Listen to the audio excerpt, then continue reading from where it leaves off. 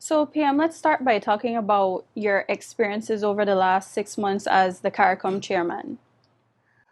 I think this has been the fastest 6 months in my life as the chairman for CARICOM.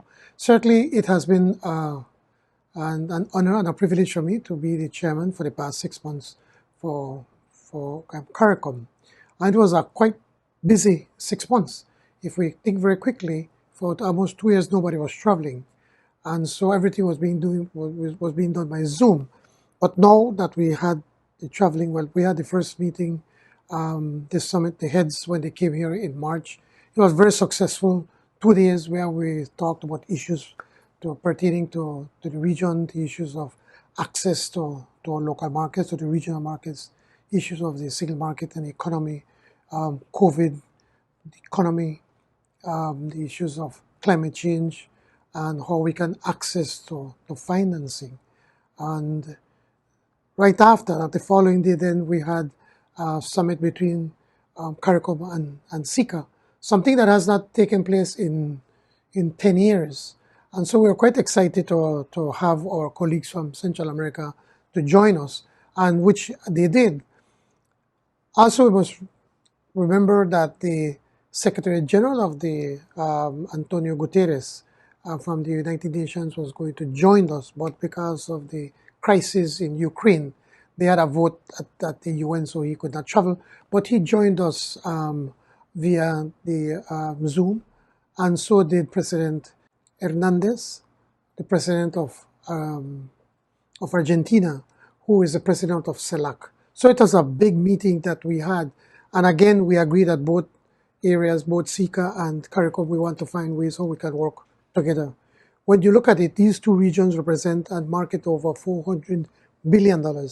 And both regions are of the belief that if we can work together, we could access this market as opposed to have importations into the region. We agree that we have to work on issues of climate change, climate resilience, climate adaptation, access to affordable financing. So we both agreed that the 5 Cs from CARICOM and the CCAD, which is the the Environmental Commission from Central America, will be working together on many of these issues.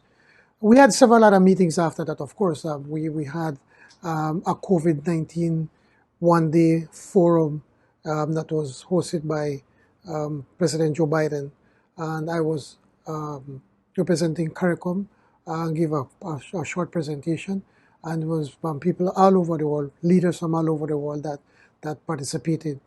There's another important meeting that we had again with Vice President Kamala Harris in April, and in that meeting again we started discussing as to how the U.S.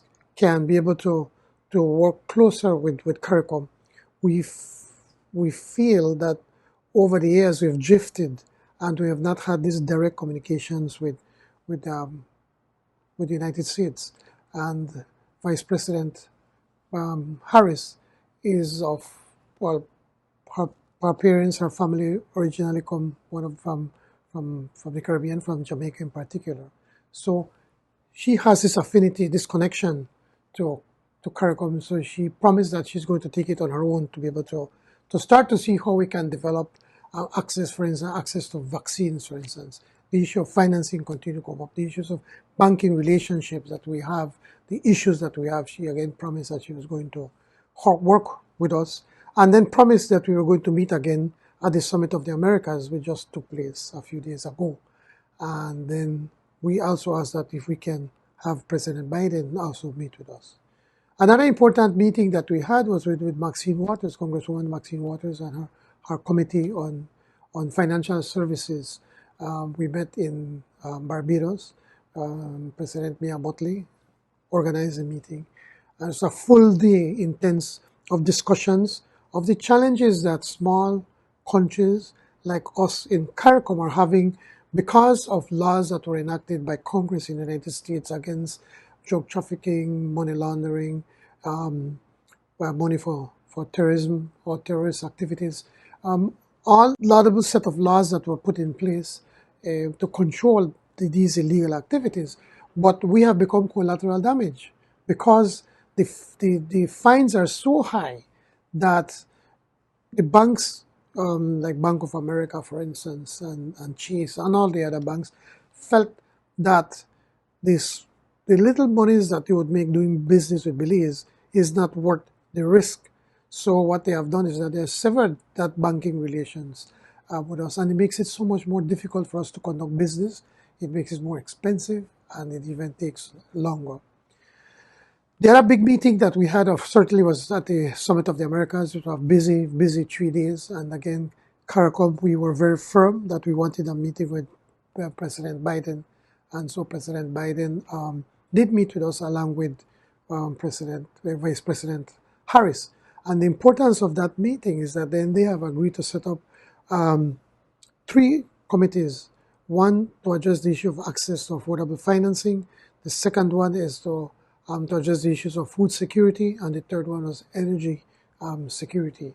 And so this committee was put up that is going to be made up of members from CARICOM, the Dominican Republic, and the United States. For us, that's a big win because now we have direct access to the Vice President and the President of the United States. But also the Summit of Americas also gave us another forum to be able to talk about the challenges that we face. Yes, we felt that the Summit of the Americas is a summit of inclusion. It's a summit based on geography, not a political ideology. So we felt that there should be inclusion of everyone. But also it gave us an opportunity again to bring the issues of climate change, the promises that were made to try to keep the temperatures to below the 1.5 degrees centigrade for it to go up. And we also felt that the $100 billion that they promised, that they're not living up to that commitment. And so we want to continue to push them to be able to get where we were. So all in all, it has been a successful 6 months, very difficult, lots of work. But we were quite excited about the work that we did. Now, PM, you've already set the stage by highlighting some of the challenges faced by CARICOM, but from your experience and your point of view, what other challenges are you seeing for this region? Well, I think I'm quite hopeful. I'm an optimist by nature, and I do believe that if CARICOM could continue to start to work closer, that a lot of what was signed on 50 years ago when CARICOM was first founded can be accomplished. The issue of the single market that we were talking about, removing the trade barriers that we have, some of our more developed countries in the region sometimes put unnecessary barriers for us to be able to access these markets. If we can remove that, we need to find a way how we can be integrated even closer. The issue of transportation and logistics continue to be a big problem, and we need to be able to address that. We know now that food security is a problem, and I must commend President Ali of Guyana, who in May had a very successful agri-forum or agricultural forum in Guyana, which I also attended as chairman. And so that we can then address these issues, the issues of energy that continues to be a problem. Again, the Prime Minister from Trinidad and Tobago, Keith Rowley, also addressing those issues and see how they can access the oil,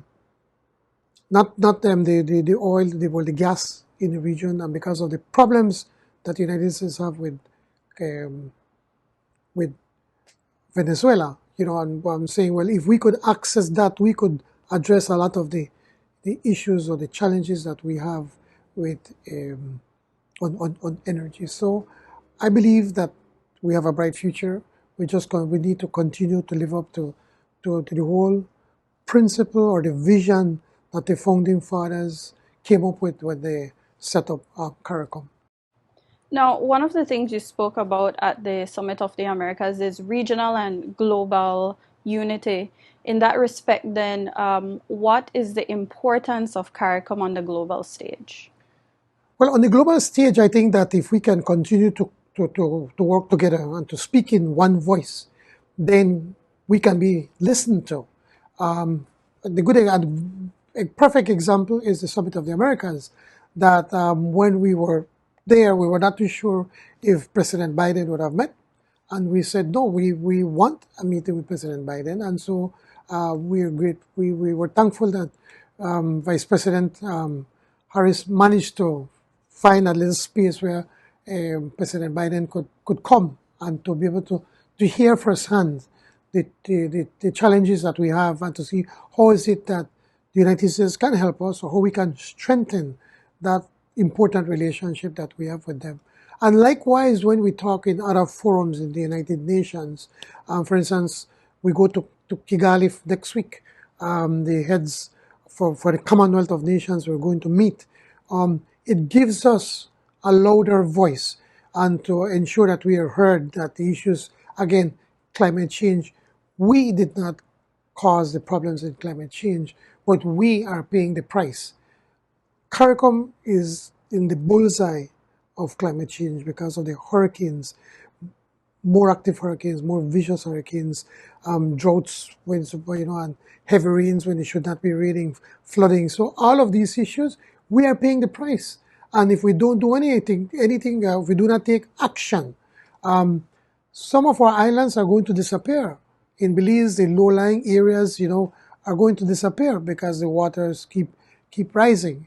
And we believe that the developed countries, they have a moral responsibility to help developing countries, small countries like us, to be able to prefer to take mitigation action, but that is limited then to be able to take the adaptation actions that are necessary for countries like CARICOM.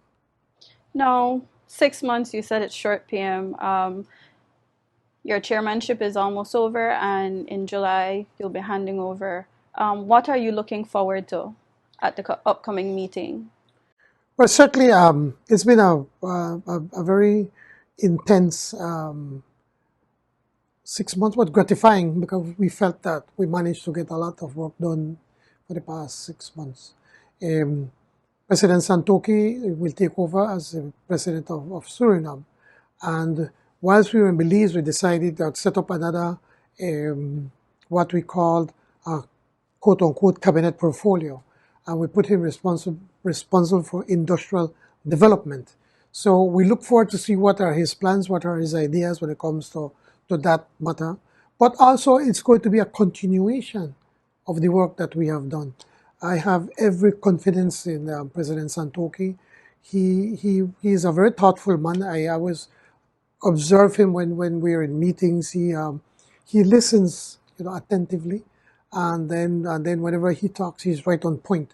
So I am confident that he's going to do an excellent job, probably even better than what we did in Belize. So I congratulate him on this. On his next 6 months that he's going to take over. And certainly I'll be here to help in any way that I can. I'll be more than happy to help him. I've gotten to know him over these past 6 months more now that we've been meeting face to face, and I consider him a friend. So I wish him all the best, and Belize is going to be with him and Suriname every step of the way.